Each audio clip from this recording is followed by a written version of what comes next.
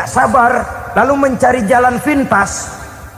Kesulitan ekonomi, kebetulan istrinya cakep, istrinya disuruh ngojek. Dah lu ngojek aja deh, gue nungguin setoran dah. Suami tapak di rumah. Saudara hadirin yang saya muliakan, buat sepintas memang mendatangkan materi itu mengatasi kesulitan ekonomi, tapi apakah bahagia? Walaupun rumah bisa jadi besar, perabotan bisa serba lebih lengkap dan ada, tapi apakah semuanya mendatangkan bahagia? Sementara suami kehilangan rasa cemburunya, dan dalam agama itu disebut dayus. Dayus, suami yang tidak punya rasa cemburu kepada istrinya. Dan orang dayus kayak begitu haram mendapat bau sorga. Bau sorga saja tidak dapat, apalagi masuk ke dalamnya. Ya tapi juga jangan lantas mentang-mentang harus cemburu sama istri, overacting. Suaminya nawar sayuran, laki pulang ngomel, lu pacaran ya sama tukang sayur. Itu juga over, saudara-saudara. Kesulitan ekonomi diatasi dengan sabar. Sabar dalam arti berusaha dengan tidak mengambil jalan pintas, berusaha tetap berada di jalan yang diridhoi oleh Allah. Ini yang jadi problema ini rumah tangga sekarang ini, kesulitan ekonomi, di mana lapangan kerja sulit, di mana persaingan hidup tajam, sedangkan kita hidup ingin seperti orang lain. Kita mudah gelap mata, mudah picik pandangan, mudah sulit pertimbangan, lalu mengambil jalan pintas. Kadang menjual akidah, menjual keimanan. Kebetulan penderingan kering, ada yang nawarin beras 3 liter sama Supermi 2 bungkus. Hari Minggu diajak ke gereja mau. Itu iman kena beras 3 liter telap. Kesulitan ekonomi, saudara-saudara, sehingga Imam Ali pernah berkata, kadal fakru ayyakuna kufran. Kemiskinan memang mudah membawa orang kepada kekafiran, kepada perbuatan-perbuatan yang bisa mengundang kekafiran. Oleh karena itu dalam tamsil lain beliau berkata, kalau ada ular dan ada kemiskinan, kemiskinan yang saya getok lebih dulu, kemiskinan yang saya bunuh lebih dahulu. Karena kemiskinan mudah membawa orang kepada kekufuran. Bagaimanapun sulitnya ekonomi yang dihadapi dalam rumah tangga, percayalah satu saat jalan keluarnya mesti ada. Mesti ada. Jangan sampai mengambil jalan pintas yang membuat kita keluar dari jalan yang ditinjau dari segi kemasyarakatan pun mendatangkan aib, ditinjau dari kehormatan berkeluarga pun mendatangkan nista, ditinjau dari segi ekonomi pun barangkali tidak akan mendatangkan kelimpahan materi. Jalan pintas pada umumnya, saudara-saudara, hanya memberikan kenikmatan yang sekejap. Dan apalah itu artinya kalau harus mengorbankan kesenangan yang abadi dan kekal. Kadang-kadang mengorbankan anaknya sendiri, anaknya dikomersilkan. Pokoknya siapa yang nyamper lu berangkat aja dah. Asal pulang nenteng pisang sama jeruk sebongsang, orang tua udah anteng aja udah. Saudara hadirin yang saya muliakan, setiap kita selalu berhadapan dengan kesulitan. Karena itu rumah tangga yang bertujuan mencapai mardhatillah, mereka sabar dalam menghadapi kesulitan. Tidak ada beras, puasa saja, puasa sunnah. Puasa sunnah. Lapar tapi ada pahalanya, daripada tidak puasa lalu ngegerundel. Brengsek Tuhan, gue sembahyang melulu lapar juga. Sudah lapar tidak berpahala. Bukankah Rasulullah sendiri kalau pulang ke rumah Aisyah lalu berkata, ya Humairah, ada makanan hari ini? Ada makanan yang enggak ada bang. Alhamdulillah kalau begitu saya puasa. Pulang dari mana-mana perut lapar, mau makan tidak ada makanan, bukan marah, bukan ngamuk, puasa. maka boleh puasa sunnah niatnya udah siang, jam 10, jam 11, asal dari pagi belum makan apa-apa. Niatnya jam 10 sah, dengan catatan dari pagi belum makan apa-apa. Jangan sudah sepiring setengah baru niat, itu lain. Itu ngojek namanya itu. Pengertian dalam kesulitan. Satu malam beliau pulang dari masjid agak larut. Habis ngajar banyak yang bertanya, ketuk pintu, assalamualaikum, assalamualaikum. 3 kali beliau memberi salam, tidak ada jawaban, tidak dibukakan pintu. Rupanya istri beliau lelah bekerja di waktu siang, tidurnya pules benar. Marah ke Rasul? Tidak, beliau gelar sorban, tidur di depan pintu. Asraful anbiya wal mursalin ini, Rasul termulia ini, karena menghargai istrinya tidur di depan pintu. Sampai Aisyah bangun sepertiga malam, terkejut buka pintu, suaminya ada di depan pintu. Beliau bangunkan. Ketika dibangunkan, Rasul lebih dulu berkata, maaf sayang, saya pulang terlambat. Sudah nggak dibukain pintu, tidur di depan, dibangunin, beliau duluan yang minta maaf. Pengertian. Kalau emosi, memang nggak dibukain pintu, tidur di depan. Begitu dibukain, yang enak kita tunjuk jidatnya.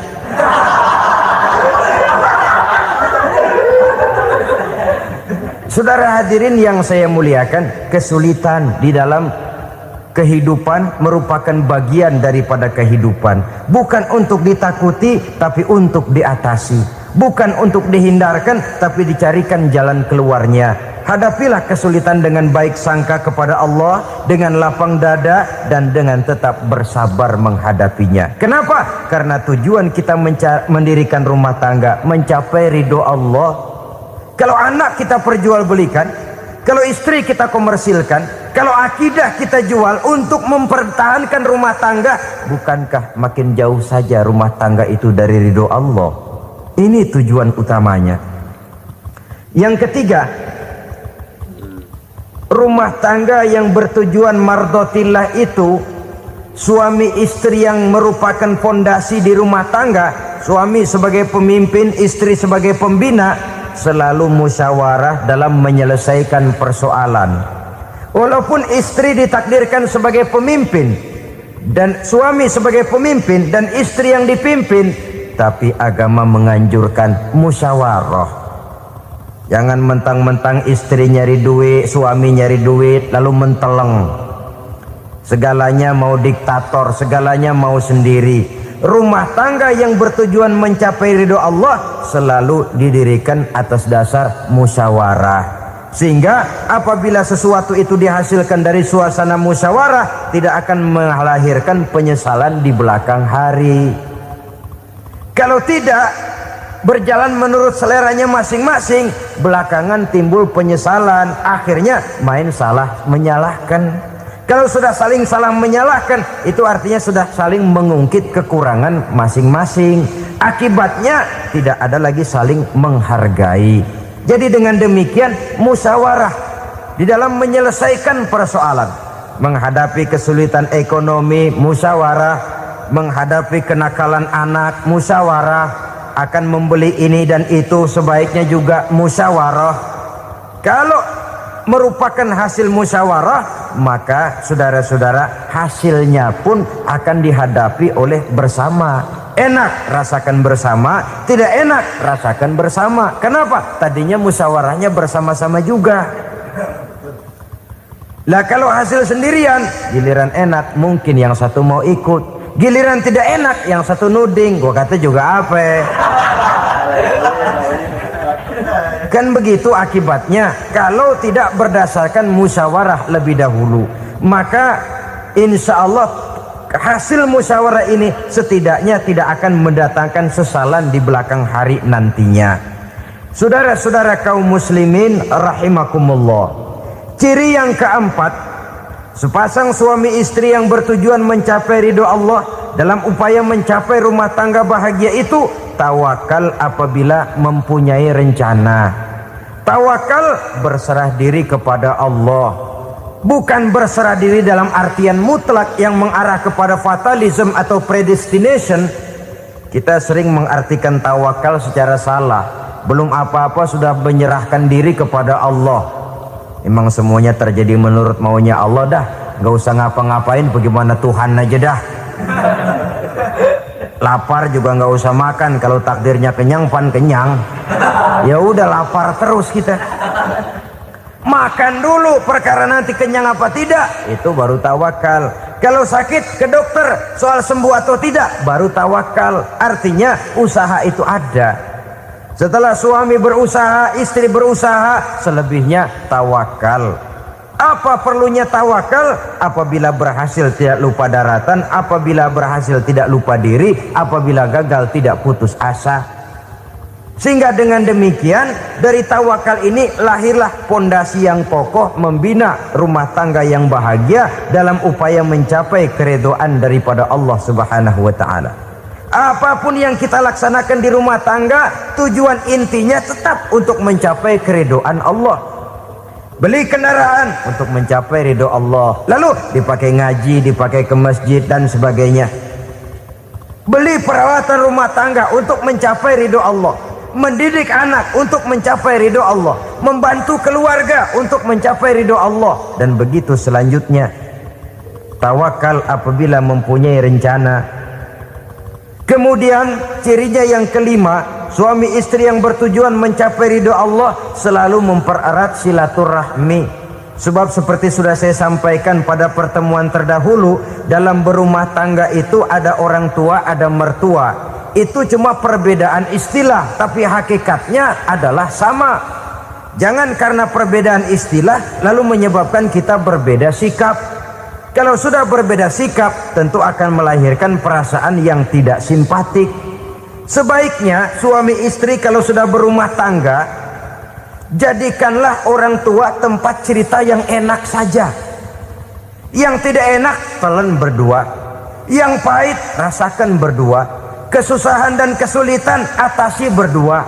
Giliran enak ngomong sama orang tua, giliran senang cerita sama mertua. Sekarang kan kita balik, kalau lagi senang duitnya banyak, anteng di rumah, kalem aja. Tapi lalu waktu susah, waktu susah, cerita kepada orang tuanya, cerita kepada mertuanya. Lalu kapan kita mau menyenangkan orang tua? Sudahlah mereka susah mendidik kita di waktu kecil, membesarkan kita, melakukan segala macam pengorbanan. Demi setelah kita berumah tangga, kesulitan rumah tangga kita tumpahkan juga kepada mereka. Pererat silaturahmi dan usahakan agar seluruh keluarga hanya menjadi tempat kita cerita yang enak-enak saja. Istilah sehari-harinya, kalau di rumah kita makan sama sayur bayam, keluar rumah diem, malah seluitan. Tetangga tanya, lu makan kayaknya enak banget apa sih? Daging ayam.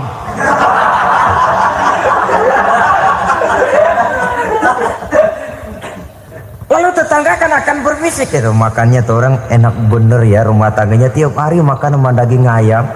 Biarlah paling kurang itu jadi doa, daripada kita makan sama kangkung lalu ribut ngomel di mana-mana. Gua kesel banget sama bini gua. Di warung ceritanya lagi. Kenapa? Saban sari gue direbusin kangkung mulu. Brengsek. Di warung cerita ada RT, ada RW. Gara-gara makan sama kangkung se-RT tahu. Akhirnya mungkin kalau kita berangkat orang hitung dari jauhan. Lihat, kangkung liwat.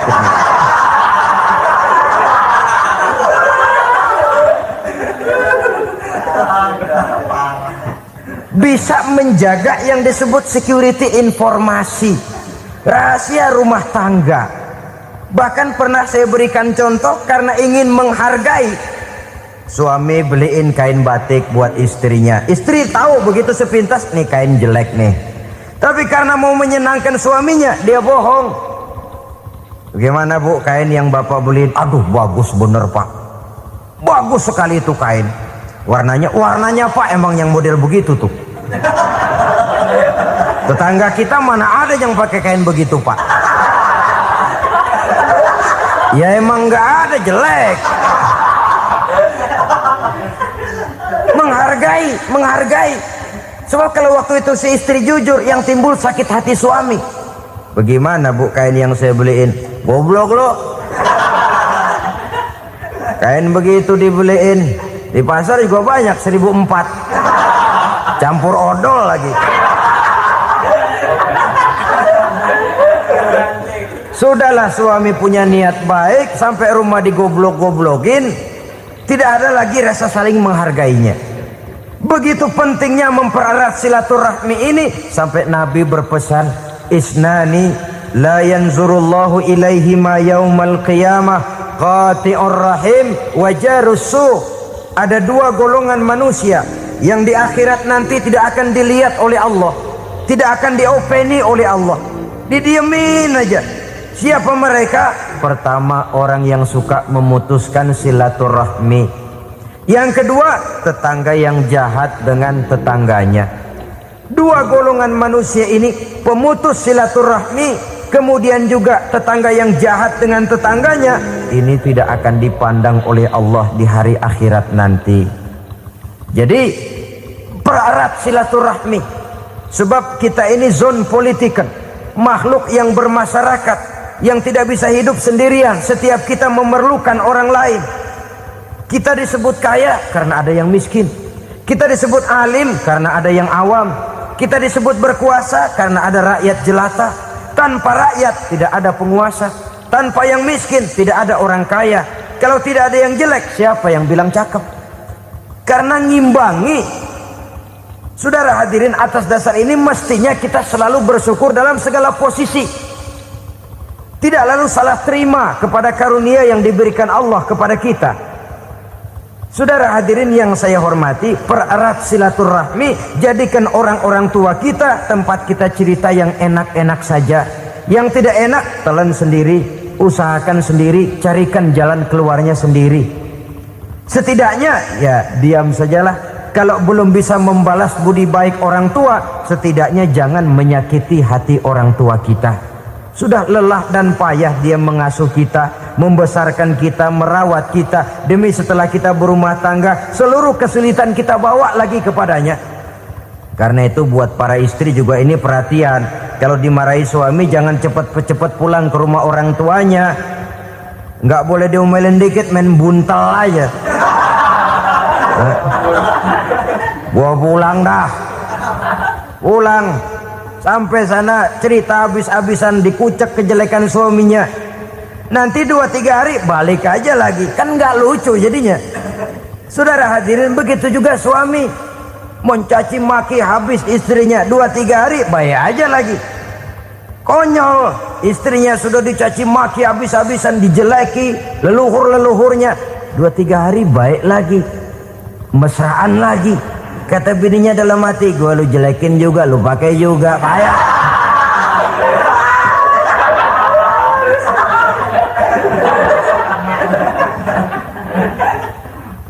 Saudara hadirin yang saya muliakan, itulah sebabnya pada awal tadi saya katakan perlunya kita mempunyai timbangan baik sebagai suami maupun sebagai istri.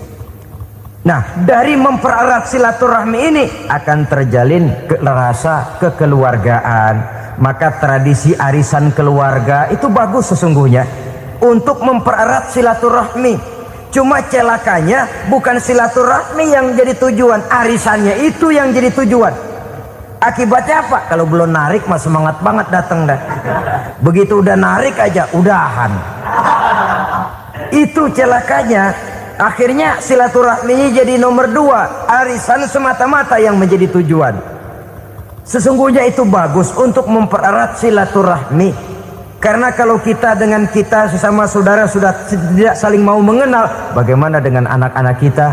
Bagaimana dengan cucu-cucu kita? 2-3 generasi yang akan datang tentu akan lebih saling tidak mengenal lagi. Baiklah ya, yang keenam, suami istri yang bertujuan untuk mencapai keridhaan Allah itu selalu berusaha tolong menolong di dalam kebajikan. Sebab Allah pesankan itu di dalam Al-Maidah ayat 6, wa ta'awanu 'alal birri wat taqwa wala ta'awanu 'alal itsmi wal 'udwan. Bertolong-tolonganlah kamu di dalam kebaikan, di dalam bertakwa kepada Allah.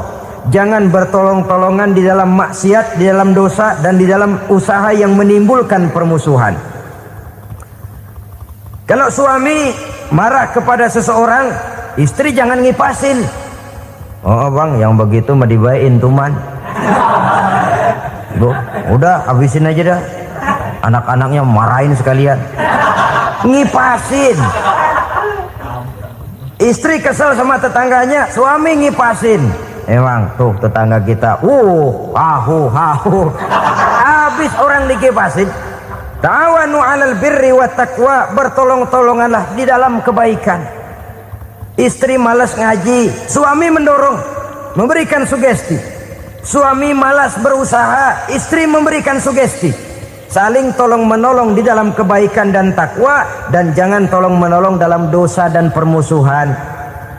Kata suami, Bu, daripada kita melarat terus hidup, kita piara tuyul yuk.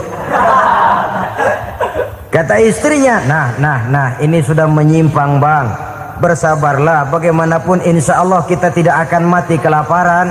Piara tuyul itu nanti jadi pindah akidah, merusak iman, berteman dengan setan. Apalah artinya kekayaan dan kesenangan sebentar kalau harus mengorbankan kekayaan dan kesenangan yang abadi. Ini sudah alal ismi wal udwan, sesuatu yang mengandung dosa. Saudara hadirin yang saya hormati, kemudian yang keenam, berbaik sangka. Baik suami maupun istri sama-sama saling berbaik sangka. Suami melepas istri, istri melepas suami dengan hati yang ikhlas. Suami meninggalkan istri di rumah dengan jiwa yang bersih dan rasa yang aman. Ada rasa baik sangka, dan ini modal dasar. Kalau sudah dilandasi oleh buruk sangka, tentu yang lahir nanti adalah perasaan-perasaan yang tidak baik. Akibatnya sangat tidak menguntungkan. Inilah beberapa ciri dari rumah tangga yang didirikan atas dasar mardhatillah, mencapai keridhaan dari Allah. Nanti akan menyusul tujuan berikutnya, diantaranya mendapat keturunan, diantaranya lagi mendatangkan gairah untuk lebih berusaha mencari rezeki karena sudah merasa punya tanggung jawab berupa anak dan istri. Mempererat silaturahmi, itu cuma tujuan-tujuan sekundernya saja. Tujuan primernya kita melakukan suatu nikah untuk mencapai keridhaan dari Allah Subhanahu wa taala. Silakan punya istri cantik, kaya, tapi tujuan utamanya kita membina rumah tangga untuk mencapai ridho dari Allah. Karena itu dasarnya mawaddatan warahmah. Jangan cuma cinta, tapi juga kasih sayang. Cinta, kecenderungan kepada jasmani akan berakhir, tapi kasih sayang, kecenderungan kepada rohani, makin tua malah makin erat, makin tua malah makin mesra. Sehingga kadang kita menampak kakek-kakek dan nenek-nenek lagunya kayak pengantin baru. Apa cinta-cintaan? Tidak. Bagaimana kakek-kakek sama nenek-nenek harus bilang I love you? Yang masih ada itu waktu itu mawaddah, kasih dan sayang. Itu yang akan kekal, itu yang akan abadi. Tanpa materi orang sulit untuk bahagia, tapi materi semata bukan jaminan orang untuk bahagia. Nah, ciri yang terakhir dari rumah tangga yang bertujuan mencapai ridho Allah, sinar agama kelihatan di dalamnya. Baik suami maupun istri sama-sama orang yang taat melaksanakan ajaran agama.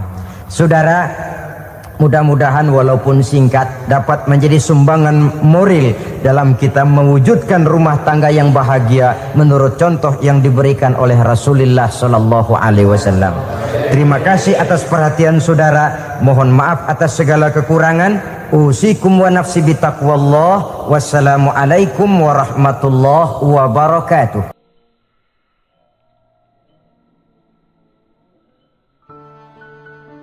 Assalamualaikum warahmatullahi wabarakatuh. Ala alihi wa sahbihi ajma'in, amma ba'du. Saudara-saudara kaum muslimin rahimakumullah, salah satu dari misi Islam ialah mengangkat harkat dan martabat manusia yang sebelumnya dibedakan oleh warna kulit, oleh suku bangsa dan bahasa, seluruhnya diikat dengan satu akidah, menghilangkan perbedaan akibat warna kulit, suku bangsa dan bahasa. Termasuk dalam upaya itu betapa Islam telah mengangkat harkat dan martabat kaum wanita. Maka pada pertemuan kali ini kita akan membicarakan tentang peranan wanita sepanjang pandangan agama. Sebelum Islam datang, nasib perempuan nyaris hanya berputar di segitiga saja. Dapur, sumur, kasur. Kasur, sumur, dapur. Seolah-olah wanita terpaut dengan 3 itu tadi. Seolah-olah wanita tidak bisa berbuat lebih banyak daripada itu. Bahkan di tengah masyarakat jahiliyah, bayi perempuan mendatangkan aib sehingga mereka lalu dikubur hidup-hidup. Maka datang Islam dengan tegas mencanangkan satu revolusi yang mengangkat harkat dan martabat kaum wanita. Nabi bersabda, "An-nisa'u imadul bilad, iza saluhat saluhal bilad, wa iza fasadat fasadal bilad." Wanita adalah tiang negara. Jikalau baik wanita, baiklah negara. Jikalau rusak wanita, hancurlah negara. Dalam berbagai ayat Al-Quranul Karim menjelaskan tentang wanita dan peranannya. Al-Quran bercerita tentang Siti Hawa. Al-Quran bercerita tentang anak perempuan Nabi Adam, Iklima dan Labuda, yang menyebabkan Habil dan Qabil saling berbunuh-bunuhan.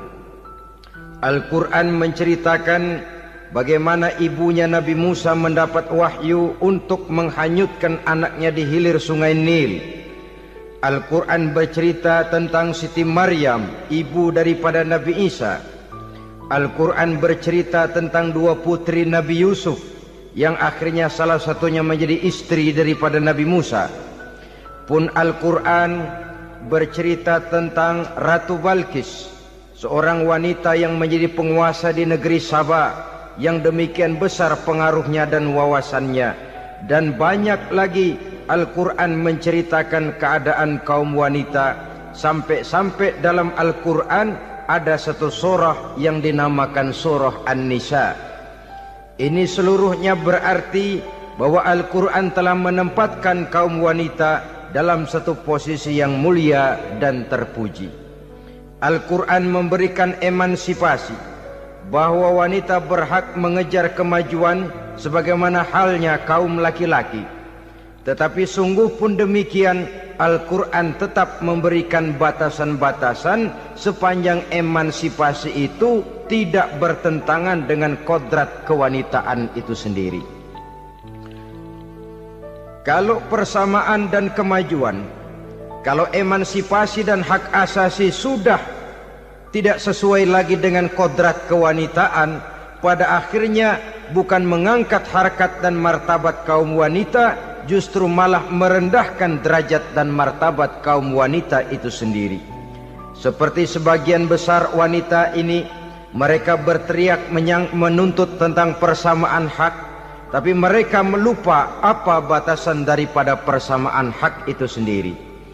Sesungguhnya Islam dengan segala konsepsinya yang mengangkat martabat kaum wanita itu, memberikan keleluasaan kepada kaum wanita untuk maju bersama laki-laki sepanjang tidak menginjak-injak kodrat kewanitaan itu sendiri. Kalau sudah sampai kepada menginjak kodrat kewanitaan, maka akan merendahkan martabat kaum wanita.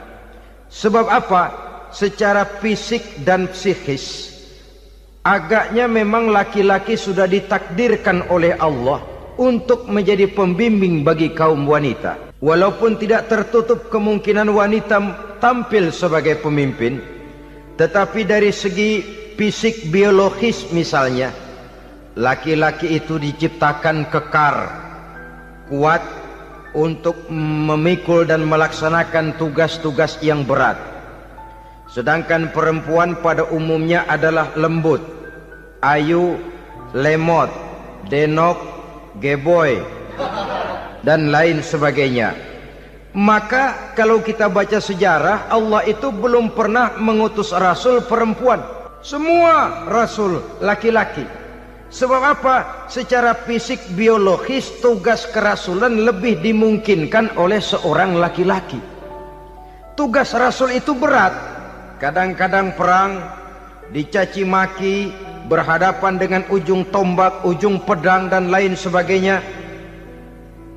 Makanya seluruh rasul laki-laki, dan Allah belum pernah mengutus rasul perempuan. Dari segi lain, perempuan itu banyak terhalang untuk melaksanakan ajaran agama. Misalnya 1 minggu dalam sebulan perempuan itu terkena cuti khusus, mengalami masa menstruasi, tidak sholat, tidak puasa, tidak melaksanakan ajaran agama yang tidak dibolehkan pada saat menstruasi itu. Kalau ada rasul perempuan,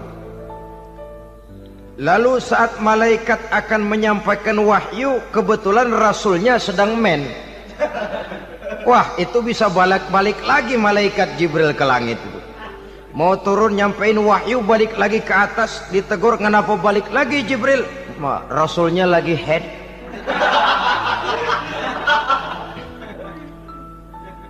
Atau pada saat agama dalam bahaya, agama dalam hinaan, agama dalam ancaman, rasulnya perempuan kebetulan sedang hamil besar.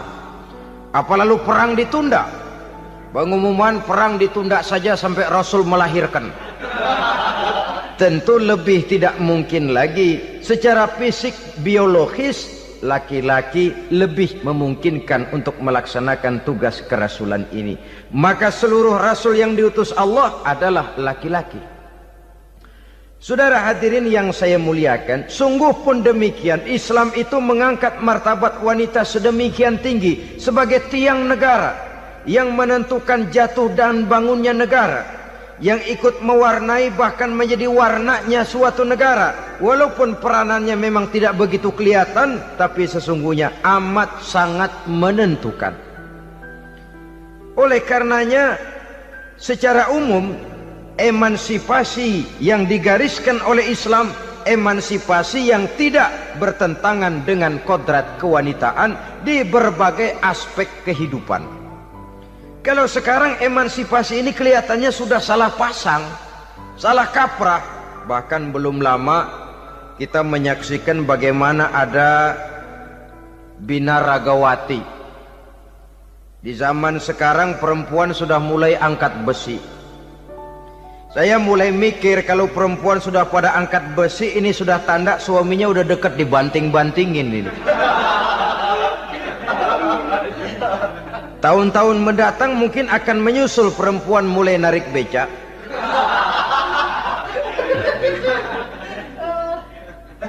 Nampaknya kan sudah tidak lagi mengindahkan kodratnya sebagai wanita. Ada olahraga yang hanya pantas dikerjakan oleh laki-laki. Oleh karena itu pada kesempatan ini kita akan mencoba melihat peranan wanita dari berbagai dimensinya. Yang pertama, peranan wanita sebagai istri. Adalah Rasul memilih istri pertamanya Sayyidatuna Khadijah radhiyallahu anha. Kalau pilihan utama beliau pertama kali nikah dengan Siti Khadijah, jelas itu pilihannya bukan karena kecantikan. Kenapa? Beliau nikahi Siti Khadijah dalam usia 40 tahun Khadijah dan 25 tahun Rasul. Statusnya janda pula. Kalau beliau seorang pemburu kembang, pemburu bunga, kenapa mesti nikah dengan janda berumur 40 tahun? Sedangkan beliau waktu itu masih berumur 25 tahun. Apa sasaran utamanya? Bisa kita lihat nanti. Setelah beliau diangkat menjadi Rasul, ternyata Khadijah lebih daripada seorang istri. Beliau masuk ke dalam staf Nabi. Orang lain beliau belum beriman, beliau malah beriman lebih dahulu sebagai perempuan pertama yang masuk Islam. Orang lain memusuhi Nabi, beliau malah mengorbankan hartanya untuk membantu perjuangan Nabi. Istri setia semacam ini, dengan peranannya sebagai istri yang sedemikian rupa, memberikan andil yang sangat besar bagi kesuksesan dan keberhasilan seorang suami. Sebaliknya, seorang istri bisa mempengaruhi suaminya. Seorang suami yang jujur, polos, lugu, sederhana, bisa jadi koruptor ulung kalau didorong-dorong oleh istrinya. Seorang istri Pak Lurah memang tidak ikut mengatur kelurahan, tapi dia bisa mewarnai suaminya. Seorang istri gubernur memang tidak ikut mengatur provinsi, tapi dia bisa mewarnai suaminya. Sepanjang warnanya positif, tentu sangat baik dan sangat diharapkan.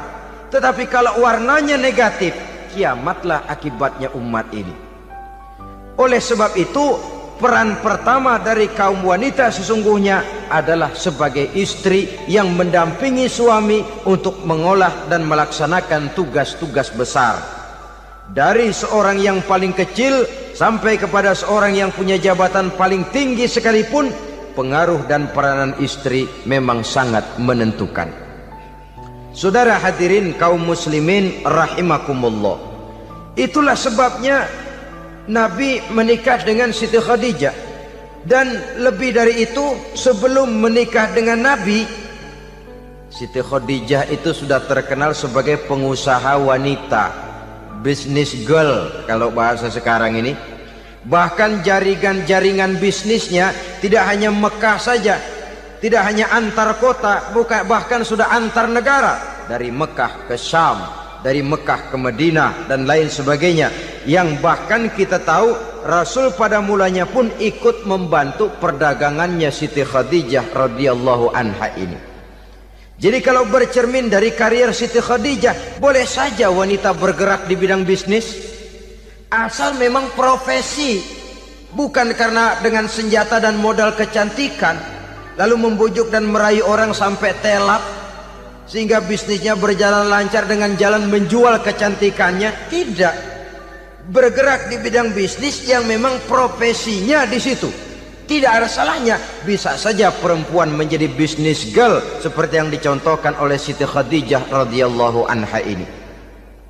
Sebab itu, kontes-kontesan yang hanya bertitik kepada rupa yang ayu saja, rupa yang cantik saja, sesungguhnya bukan hanya tidak bermanfaat, tapi saya pikir juga sangat tidak mendidik.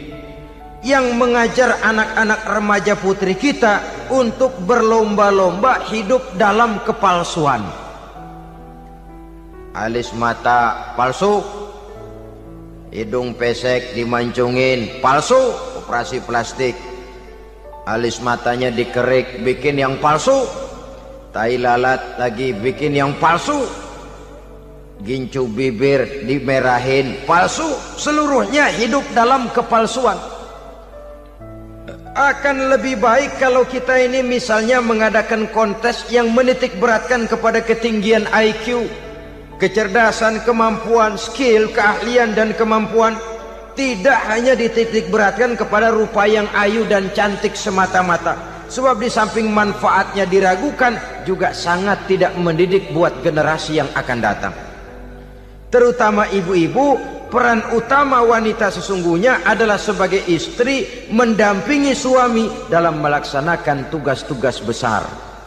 Satu hari, serombongan ibu-ibu pernah datang menghadap Rasul mengajukan satu resolusi, protes kalau bahasa kita sekarang. Ya Rasul, ada apa bu? Kalau laki-laki sih enak. Enak bagaimana? Iya, kalau orang laki-laki sholat, perempuan sholat. Laki-laki puasa, perempuan puasa. Laki-laki pergi haji, perempuan pergi haji. Laki-laki menuntut ilmu, perempuan bisa menuntut ilmu. Tapi kalau laki-laki pergi jihad, perang membela agama, kami perempuan tidak bisa ikut jihad perang di medan pertempuran. Padahal pahala jihad sangat besar dan kami ingin mendapat pahala jihad. Tidak adil kalau begini ya Rasul, izinkan kami pergi jihad. Ini perempuan di zaman Rasul, kalau ada kebaikan tidak bisa ikut, rasanya rugi bukan main, lalu protes. Apa jawab Rasul? Beliau senyum. Ibu-ibu jangan khawatir, walaupun ibu-ibu tidak maju ke medan perang, ada ibadah yang pahalanya sama dengan pahala jihad itu. Apa ya Rasul? Beliau menjawab, jihadukunna fi baitikunna. Jihadnya ibu-ibu, jihadnya kaum wanita adalah di rumah tangganya sebagai istri. Memasak makanan suaminya, mencuci pakaian istrinya, mengasuh, merawat dan membesarkan anak-anaknya, itu seluruhnya bagian daripada ibadah yang pahalanya tidak kurang dengan pahala jihad. Kenapa? Al-Quran itu memberikan sesuatu sesuai dengan kedudukannya. Kalau perempuan pergi perang jihad membela agama, musuhnya laki semua, kayak apa perangnya? Itu musuhnya bisa nggak mau pakai pedang, perangnya udah gulat aja udah. Sehingga Rasul lalu memberikan satu jalan keluar yang membuat wanita-wanita itu lega. Jihadukunna fi baitikunna. Ibu-ibu sih tidak usah khawatir, jihad ibu adalah di rumah tangga ibu-ibu semua. Sejak bangun tidur sampai tidur kembali, nyaris kaum ibu itu 24 jam pekerjaannya. Sebagai istri, dia melaksanakan jihad di rumah tangganya. Peranan wanita yang pertama adalah sebagai istri, yang walaupun tidak kelihatan dan menonjol seperti halnya laki-laki, tapi sangat mewarnai, bahkan menjadi warna dari tugas apapun yang dihadapi oleh suaminya. Dulu ada seorang orator, kalau pidato hebat bukan main. Kalau dia bernada gembira, semua orang senyum. Kalau dia bercerita tentang sesuatu yang sedih, satu masjid orang nangis. Orang tanya kepadanya, Pak, bisa pidato begitu hebat, siapa yang bikin? Ya saya sendiri. Istrinya dari belakang bilang, tidak, yang bikin pidatonya hebat saya. Kata suaminya, mana bisa, saya, kata istrinya. Kalau saudara tidak percaya, tunggu Jumat depan, dia khutbah Jumat, saya akan bikin khutbahnya tidak hebat, kata istrinya. Sudah hari Rebo, siap-siap mau bikin konsep khutbah, baru mau nulis, datang istrinya, Bang, tolong pegangin anak, saya mau ke warung. Mau bikin konsep lagi, kata istrinya, Bang, tolong ini, tolong itu, tolong ini. Sampai mau berangkat khutbah Jumat, khutbah belum selesai dibikin. Begitu naik mimbar, kehabisan bahan. Sudah 10 menit masih ama ba'du. Ini yang dengar heran, ini orang kok bicaranya bisa cuma amat sama badu saja. Di situ kelihatan saudara-saudara betapa peran serta istri yang walaupun tidak kelihatan oleh pandangan mata yang zahir, tapi teramat sangat menentukan. Sekali lagi, tidak ada seorang suami bisa sukses jadi apapun dia tanpa peran serta istrinya di rumah. Tidak ada kemajuan yang bisa diperoleh kalau tidak karena peran serta istrinya di rumah. Tidak ada kesuksesan yang bisa diraih tanpa keikutsertaan daripada istrinya di rumah. Walaupun suaminya yang dikenal orang, suaminya yang dipuji orang, suaminya yang disanjung orang, bagian besar tetaplah saham dan andil daripada istrinya yang di rumah itu. Ini makna an-nisa imadul bilad. Wanita adalah tiang negara. Jikalau baik wanita, baik negara. Jikalau rusak wanita, hancur negara. Karena wanita, negeri Salba menjadi terkenal, tentram, aman, wawasan politiknya luas. Seorang semacam Cleopatra bisa menaklukkan Julius Caesar. Dan begitu selanjutnya. Banyak cerita-cerita betapa wanita yang berperan di belakang layar ini bahkan bisa menggoyangkan negara. Bahkan yang paling dekat saja contoh dengan kita, Senator Gary Hart. Saudara masih dengar tentu itu, betapa harus terpaksa mengundurkan diri dari pencalonan presiden Amerika karena kasusnya dengan Donna Rice itu, dengan hostess itu. Betapa di sini seorang perempuan atau seorang wanita sanggup membongkar seseorang yang punya masa depan ceria untuk menuju kursi kepresidenan dari suatu negara adidaya seperti Amerika, bisa gagal berantakan karena skandalnya itu.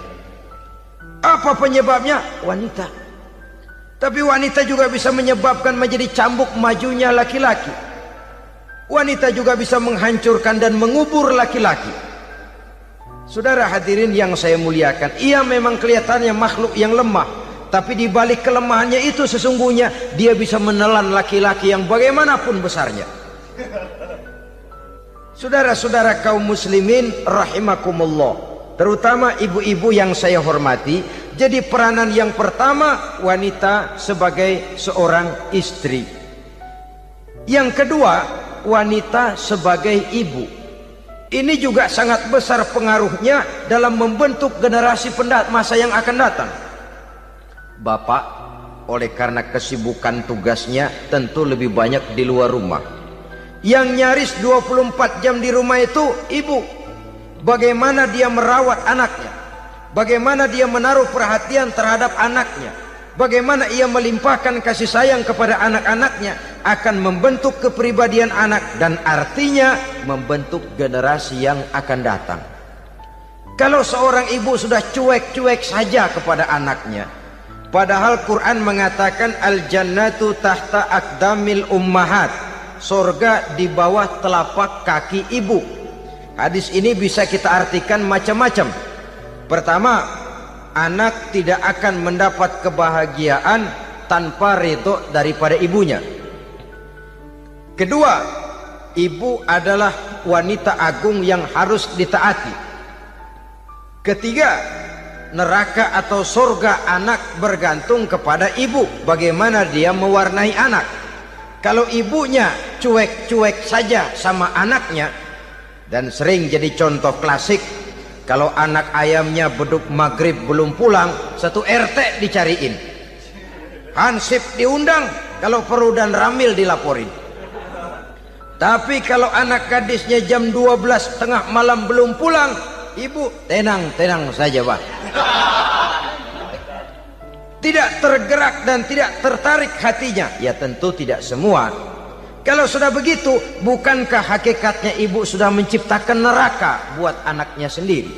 Khalil Gibran dalam satu tamsil yang indah pernah mengatakan, kalau kita diberikan sebutir mutiara, sebutir intan, dan intan itu sebutirnya sebesar telur ayam, benda yang sangat langka dan berharga, tentu kita sayang intan atau mutiara itu.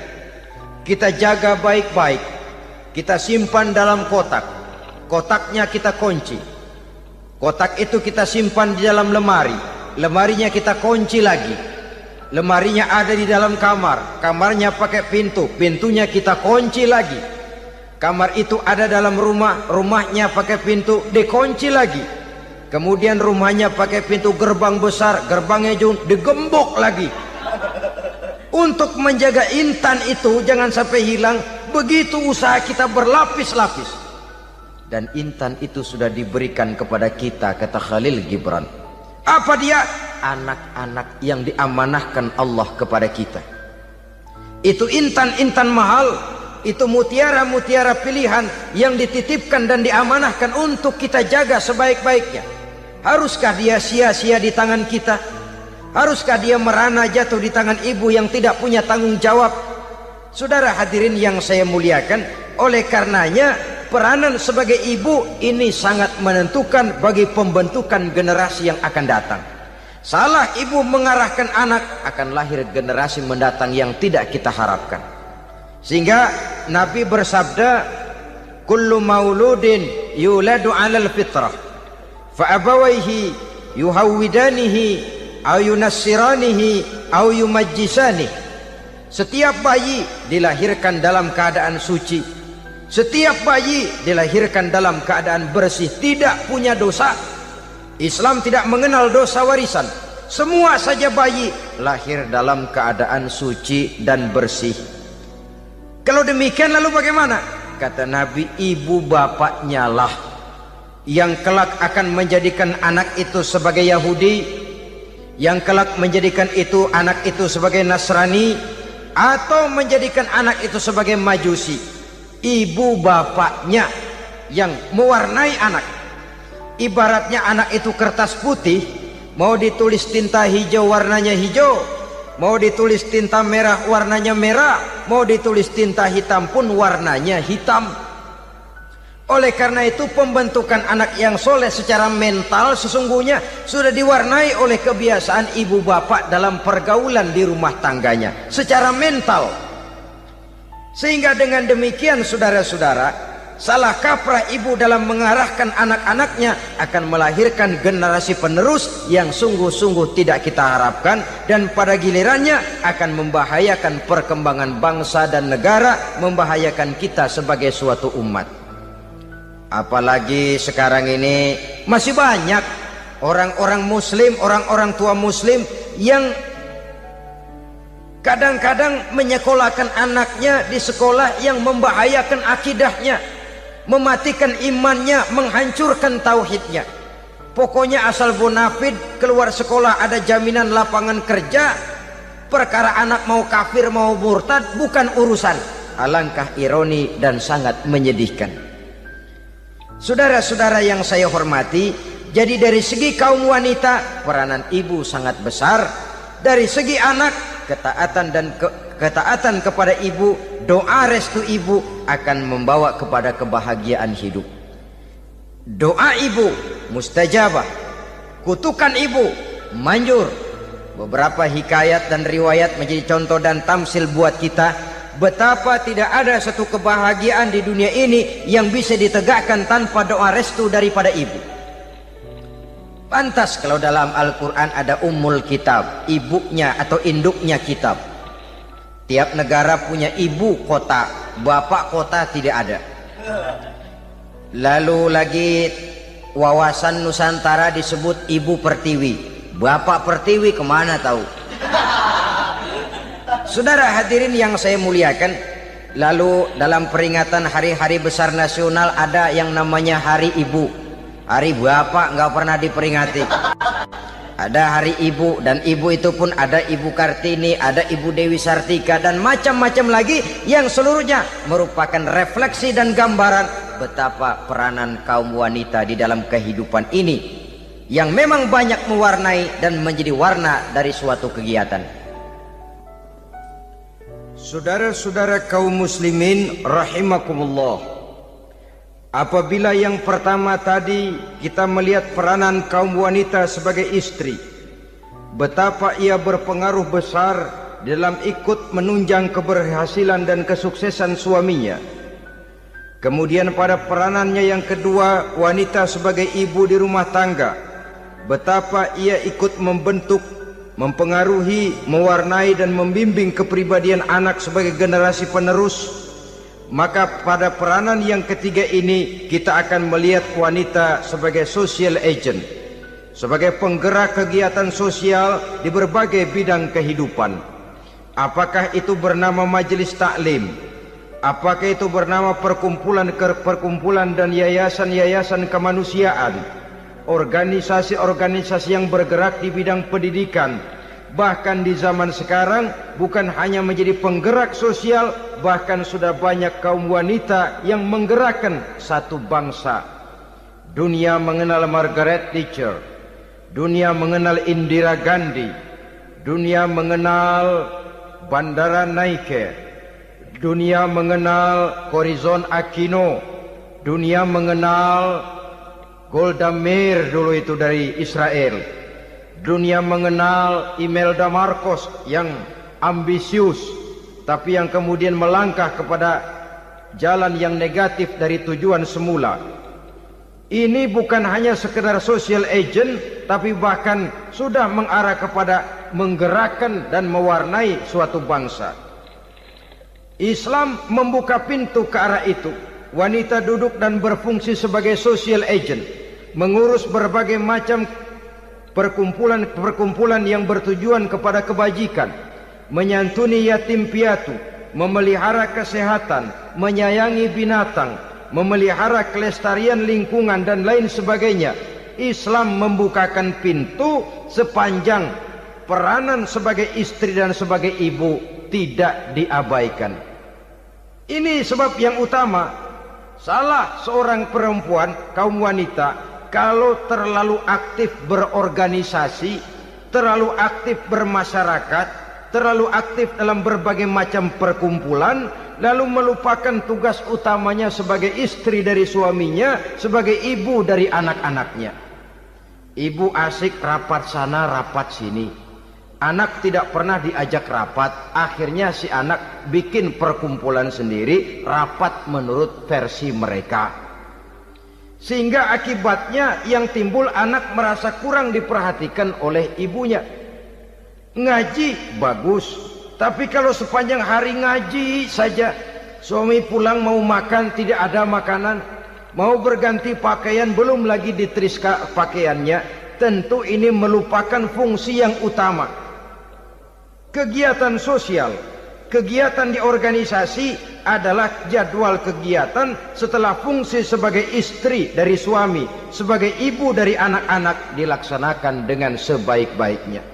Bukan tidak baik ngaji, kalau dari ngaji ke ngaji saja. Bangun tidur ngaji, jam 7 ngaji, berangkat jam 11, sholat zuhur berangkat ngaji lagi, pulang sore, malam ngaji lagi. Suami tidak terurus, anak-anak pun terbengkalai, rusaklah rumah tangga. Dan bukankah satu bangsa terdiri dari satu tatanan masyarakat, dan tatanan masyarakat yang paling kecil bernama keluarga. Keluarga merupakan unit dari masyarakat, unit yang terkecil, dan keluarga terdiri dari pribadi-pribadi yang merupakan bapak, ibu, dan anak-anak. Sehingga masyarakat bangsa yang baik terdiri dari masyarakat yang baik, masyarakat yang baik tersusun dari keluarga-keluarga yang baik, dan keluarga yang baik akan muncul dari pribadi dan individu yang baik. Pribadi dan individu yang baik yang sadar mana kewajiban yang primer, mana kewajiban yang sekunder. Sebagai social agent, dia lalu mawas diri dengan tetap mempertimbangkan kodrat kewanitaannya itu tadi. Saya ikut prihatin kalau ada perempuan main sepak bola. Dan saya yakin betul kalau perempuan main sepak bola, yang nonton pasti bukan nonton bola. Ya mungkin bola juga, tapi bola yang mana? Itu wallahu a'lam. Boy, ya dicari olahraga yang sesuai dengan kodrat kewanitaan begitu. Dicarilah olahraga yang sesuai dengan kodrat kewanitaan. Sepak bola sudah maju, ya belakangan saya katakan tadi muncul lagi wanita angkat besi. Belakangan bisa kita bayangkan wanita main tinju. Babak belur sudah kalau sudah begitu. Kemajuan dengan melupakan kodrat kewanitaan akan menyengsarakan kaum wanita itu sendiri. Silahkan maju menjadi social agent, menjadi penggerak di masyarakat. Para istri Rasul bisa kita jadikan satu figur. Siti Khadijah, figur sebagai istri pendamping yang setia. Dikala suaminya bingung, ia tampil memberikan pandangan. Dikala suaminya bingung, ia memberikan tanggapan. Dikala suaminya dimusuhi orang, ia menampakkan kesetiaannya. Kau tidak sendiri bang, aku di sisimu. Dikala jiwanya gelisah ketika pertama kali menerima wahyu berhadapan dengan malaikat Jibril, Khadijah yang menghibur. Kalla ma yukhzikallahu abada. Tidak apa-apa bang, Allah tidak akan menyusahkan kau untuk selamanya. Tenang sajalah, tenang. Abang orang baik-baik, Allah tidak akan menyengsarakan abang. Peran sebagai istri. Dan Rasul mantap, sehingga bertahun setelah Khadijah wafat selalu terkenang dan dikenang oleh Rasul. Pernah satu saat beliau itu seperti orang melamun. Aisyah tanya, kok seperti ngelamun bang? Iya, kata Rasul, saya seperti mendengar suara terompahnya Khadijah di surga. Padahal Khadijah sudah lama wafat. Aisyah mendengar itu rada sedikit manyun. Kata Aisyah, bang, cukup sekali ini saja, jangan sebut-sebut lagi nama itu ya. Cemburu rupanya. Ya soal cemburu sih nggak bini Nabi, nggak bini kita, namanya cemburu. Perempuan mesti ada. Apa jawab Rasul? Ya Humairah, Aisyah, haruskah saya melupakan seseorang yang dikala orang lain memusuhi saya, dia mati-matian membela saya?